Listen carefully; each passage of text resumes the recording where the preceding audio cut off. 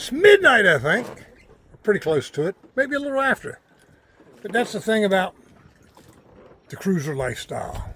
When you do it at a stop and smell the coconut paste with the pirate flair. So we're up doing projects. Time means nothing here. I don't even know what day of the week it is. The only reason I know what time it is because I just looked and said, well, I'm up. Let's do some chores.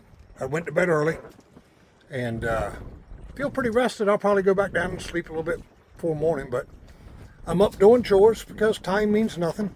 Day, night. It's dark half the day, it's light half the day. Sunset and sunrise are the only two times that count. So the chore for tonight is our dinghy, brand new dinghy we bought before we left to come to the Bahamas back in December, because the other one had got beat up in the beaching when we were shipwrecked and was tore all to pieces. And I did some repairs to it and kept it going till then. But we provisioned heavily before we left, and we'd pull the new dinghy up on the boat ramp and unload all the supplies, provisions and all. And then we'd have to drag it a little bit to get it off the concrete. And I think that's where the bottom got torn. It's got an aluminum, 3-piece aluminum panel floor. So, you know, it's got a solid floor to walk on. And where the ribs turn under to support that aluminum floor, right up in the front, is where the tears in the floor are. So it leaks. And it takes about 50 gallons of water that you got to bail out every time you want to use it. And I'm sick and tired of being sick and tired. So tonight's a good night to fix that. I am a certified rigging master, NCRC level 3 in the caving world. Never got a Sprat certification, but I am OSHA rigger certified, also certified crane operator. That's what I've done all my life. So I take advantage of those knowledge and skills on the sailboat in ways that cruisers may not have thought of yet. So instead of taking my dinghy to the beach, taking the motor off, flipping it over on the sand, and doing this repair, I'm doing it out here on anchor. And let me show you what I got. I have used the haul systems that I installed on the dinghy davits. Got a 6-part on that side. Turn some light on. 6-part haul system right there. And I got a 4-part on this side. Because I hoist the engine. When I hoist the dinghy, the engine's on this side. It's the heavy side of the dinghy. So I use a 6-part. And I put some towels against the structure here so as to, it rocks a little bit, it don't chafe holes in the dinghy. We adjust these towels on this side because it will chafe holes in it up against this metal. Rocking a little bit. It's pretty calm tonight, but it ain't dead calm. And that way I can get out on the swim platform and underneath, and right here, right there, is a small tear. You can see the aluminum strut where it's worn through. And the other side, I wire brushed a little bit, and it's about 2-3 inches. So I've got my repair supplies here. Got a wire brush to scrub everything nice and clean.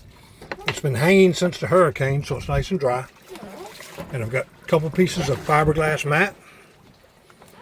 It's good and tough. And I got 2 pieces of thick rubber. 1, 2 to go over the tears, and then put on each side, and then put a piece of fiberglass mat over each side, and I'm sealing it all down with 3M 5200 adhesive sealant, permanent adhesive sealant, the baddest there is in the marine world. You don't put it on stuff you ever dream of taking apart again. It's that good. These towels just don't want to stay here where this thing potentially could chafe. So I adjust it a little more. There we go. And I'll go out here and I'll put this on, I'll wire brush it clean, put the patches on, let it sit for an hour or so to get a good set, and then lower it back down in the water. It won't leak. It'll cure underwater overnight, and it won't rub up against these davits. In this little bit of rocking, you can see it bouncing around a little bit and chafe a hole in it. So let me get down there on the swim platform. There, this is the port side. It's got the bigger tire. You can see the aluminum there. So what I'm going to do is squirt some 5200 up in here between the bottom and the aluminum and glue this to the aluminum, and then put the rubber strip over it, and then put the fiberglass strip over all that, and the fiberglass strip will help hold the rubber on to cushion it, and that should prevent it from ever getting tore off and leaking again. So let's get to 5200. Okay, I've squirted about quarter tube of 5200 up in between the floorboard and the aluminum, and that alone will probably seal it, but I'm still going to put the rubber patch on it and then the fiberglass mat over it to reinforce it. So let's do that next. Okay, there's the black rubber, thick rubber patch over the tear. And again, that would probably do it too, but we're going to put fiberglass mat over it to reinforce it, and that should cure it forever. Now that is a patch that's going to hold till the cows come home. The rubber floor is glued, squirted 5200 up inside to glue it to the aluminum plate. Put the thick rubber, it's like a 1/16 of an inch thick, 1/8 of an inch thick rubber over the split itself and where the aluminum pushes against it to cushion it. And then, like I said, I put the fiberglass matting down and glued it all up with 5200. I don't think that'll ever leak again, and now we just got to get over here and scrub that side and do that side and let her sit for a couple hours to set, and then we'll let her back down so we don't chafe no holes in her tonight rubbing against this stuff if the towels shift. Oh no! We're out of 5200. I had a couple big tubes when we originally set sail. I've used a bunch of them, and once you open them, within a month or so, the whole tube gets hard. So I've been buying the smaller tubes, and I had 2 of those, and I used both of them on the first patch. So I'm breaking out a different glue, which I got to buy some more of it because this is my last tube of it. This is E6000, and you can look it up online. It's the strongest glue you can buy, other than 5200. But 5200 is considered a marine sealant. But this is bad stuff, and that's all I got of that. But I have discovered a bargain bomber glue, general purpose, and this is I don't know, what is it, general purpose cement? Multi-purpose cement. This is from the dollar store. That's $1.25. And I just bought half a dozen of them, thinking, glue is glue for non-critical stuff. That'll work. Kitchen and, inside the boat, whatever. But have found that this is a bomber, great general purpose glue. It doesn't get hard in the tube after you open it and use it a little bit, and it holds. It's good stuff. It's not E6000.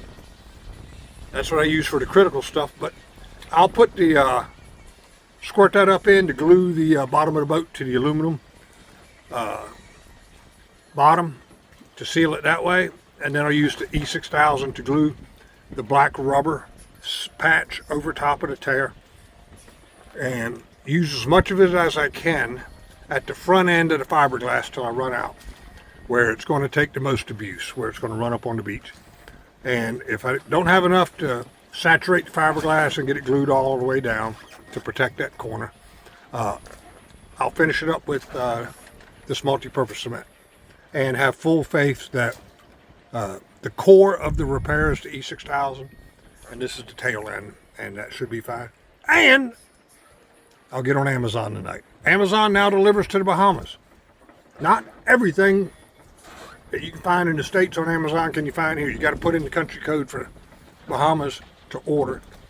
You got to upload a passport and all that stuff. You got to have a cruising permit. You got to have a valid tourist visa.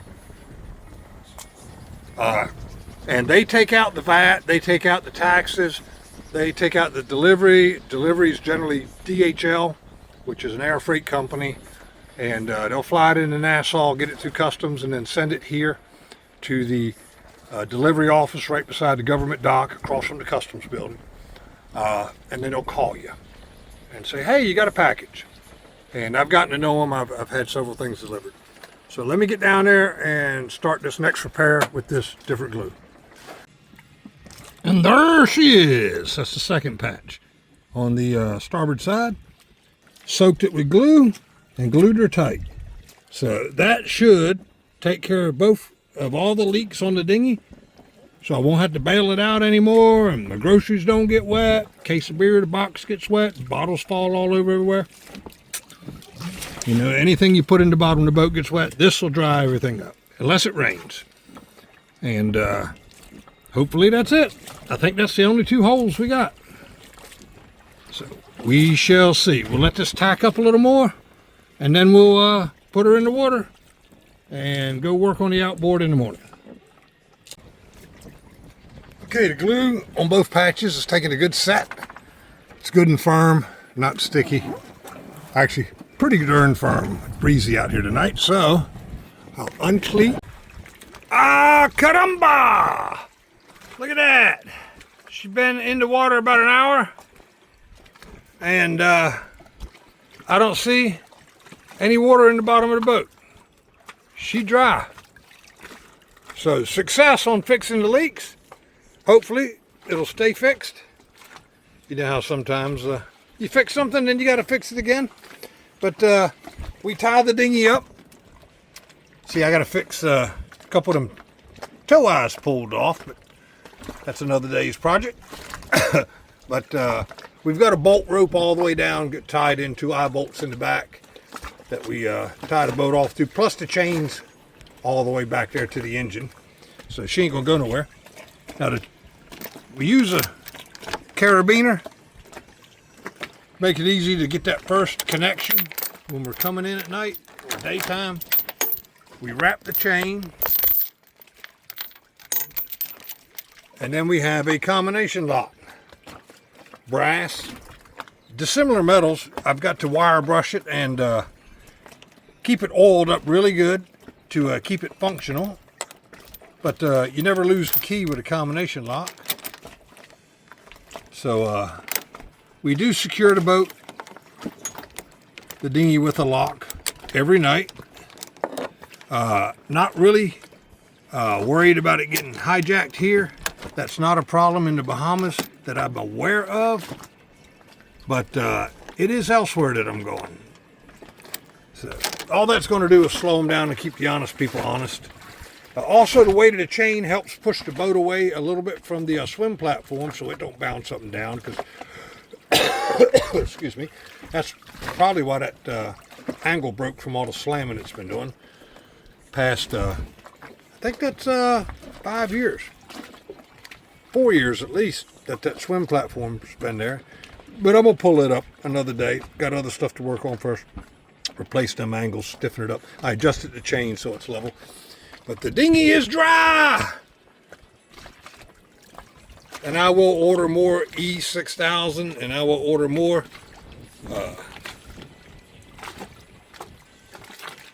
5200, and I'll order some more general purpose cement. So restock my glues.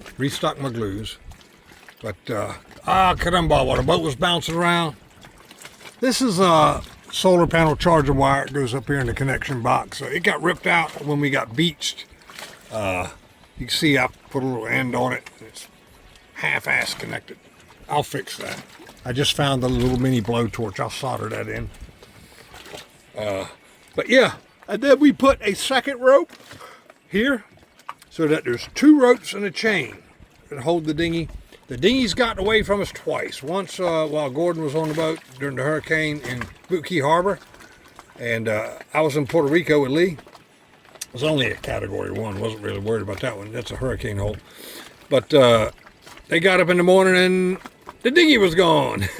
So they had to call over to John, and they could see it over in the mangroves. And once at Biscayne Bay in a nor'easter, she got away on me. She actually pulled out those tow eyes. I was only hooked to one. But that's what I put a bigger bolt rope on, and now I tie with 3. Sick feeling to wake up and your dinghy ain't there. But always got it back. We're happy. And I'm done with this repair project. Time to move on to another one.